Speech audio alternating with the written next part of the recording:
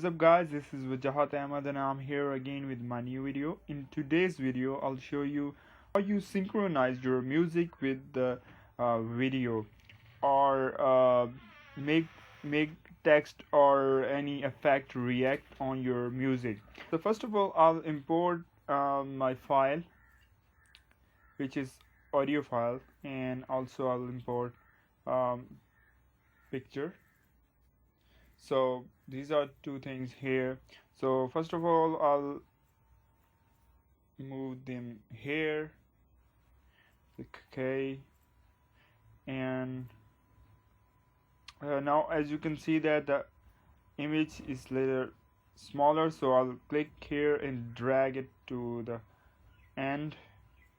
So now image will continuously show on this video. So this will be about 20 seconds of video. So now what you have to do is right click on MP3 or music that you have and click on keyframe assistant and then click on convert audio to keyframes, and then what you will see is here audio amplitude. Then click here this arrow and drop down, then click on effects. So here are three things. So these are the audios, left channel, right, and both. So you'll have to delete left and right. Press delete on your keyboard and make sure you retain this both channels. Now click here to extend this effect. So here's the slider. So as you can see that it's a music line. I'll show you how it looks like. Click on here, it's a graph editor. So now you can easily see how music is reacting. So here is a low units 20, and then music go up to 48 units, and then low and high. So we will make this image react to these motions. So how we can do that? So it's not very difficult. I'll show you how you can do that. So what you have to do is press Alt and click on this time watch, and you'll see this expression slider. So I'll have to click here and remove it, and I'll write ease starting bracket, then value, comma, 0, comma. Okay, so I have entered 4 zeros here. I'll explain it to you. So first 0 is the lowest point here. Okay, so I'll write here 20, and I'll write here 50, and I'll write 0, and I'll write here 60. So what it means is that 20 units here, if your audio has 20 units or lower, it will have 0 effect. If it is 50 and above, it will have 60 effects. Means whenever you will add effects on this audio, it will only move when audio is more than the 50. So this is the thing if you want to otherwise if you keep it 0 here and here or here, your effect will move unexpectedly that you don't want. Okay, so I'll add effect here.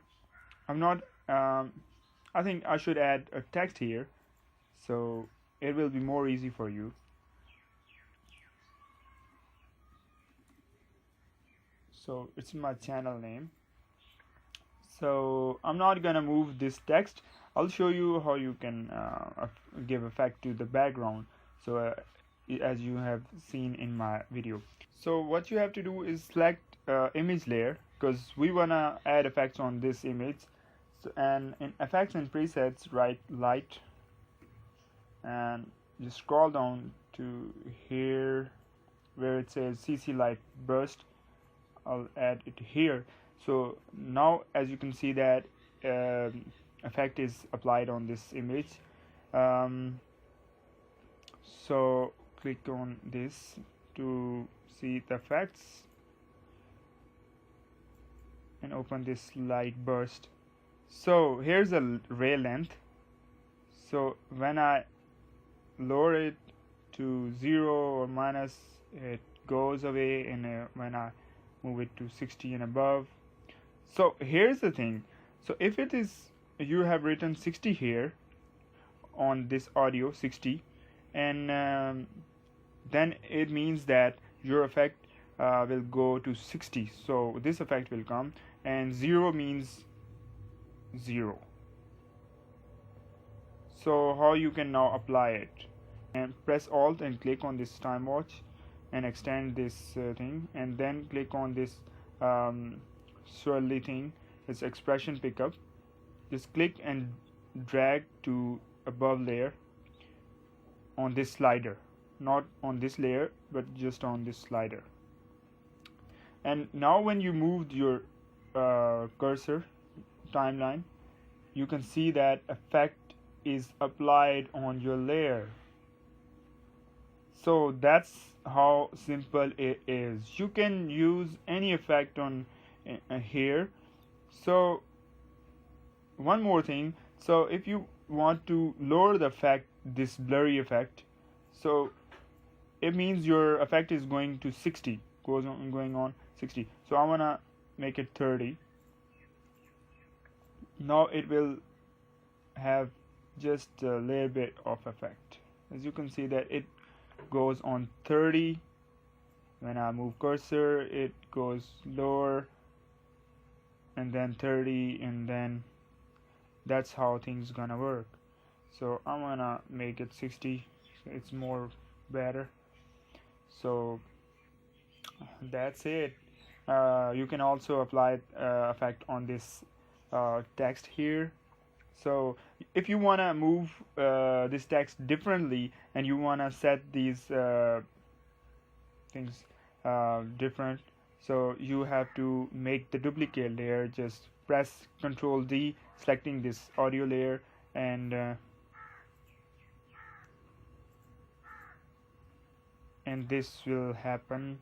You will get a new layer, and whenever you will apply a new effect, you have to attach it with this layer. So both will have different effects or different moving strategies. So here is a 60, and if I go on this one, I can change it to like 30. And if I want to move the text, there is the text here, I want to scale it up on transform. So here's this scaling thing.